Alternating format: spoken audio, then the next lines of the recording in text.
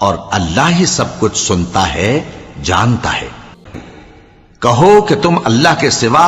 ایسی چیز کی کیوں پرستش کرتے ہو جس کو تمہارے نفع اور نقصان کا کچھ بھی اختیار نہیں، اور اللہ ہی سب کچھ سنتا ہے، جانتا ہے۔ کہو کہ اے اہل کتاب، اپنے دین کی بات میں ناحق مبالغہ نہ کرو،